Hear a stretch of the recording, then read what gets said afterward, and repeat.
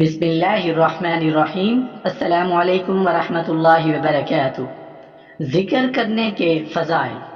نبی کریم صلی اللہ علیہ وآلہ وسلم نے ارشاد فرمایا، جس نے 100 مرتبہ لا الہ الا اللہ اور 100 مرتبہ اللہ اکبر کہا تو یہ اس کے لیے 10 غلام آزاد کرنے اور 7 اونٹ یا گائے قربان کرنے سے بہتر ہے۔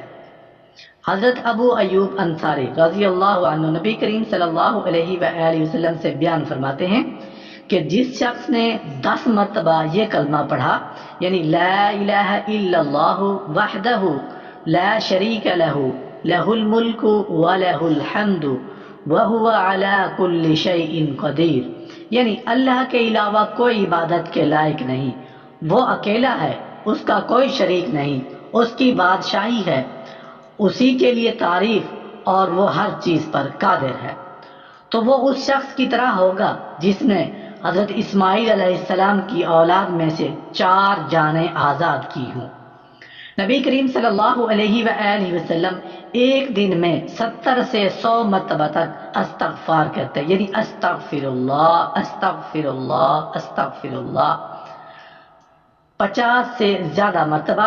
یہ جنت کے خزانوں میں سے ایک خزانہ ہے۔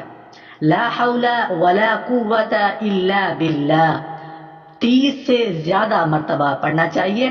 حضرت ابراہیم علیہ السلام نے پڑھا جب انہیں آگ میں پھینکا جا رہا تھا تو اللہ تعالیٰ کے حکم سے آگ گل و گلزار بن گئی۔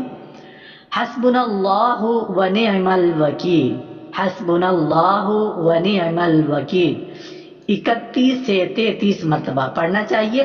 رسول اللہ صلی اللہ علیہ وآلہ وسلم کو جب بھی کوئی مشکل معاملہ درپیش آتا تو آپ صلی اللہ علیہ وآلہ وسلم پڑھتے تھے، یا حی یا قیوم برحمتک استغیث یا حی یا قیوم برحمتک استغیث 20 سے 22 مرتبہ کم از کم پڑھنا چاہیے۔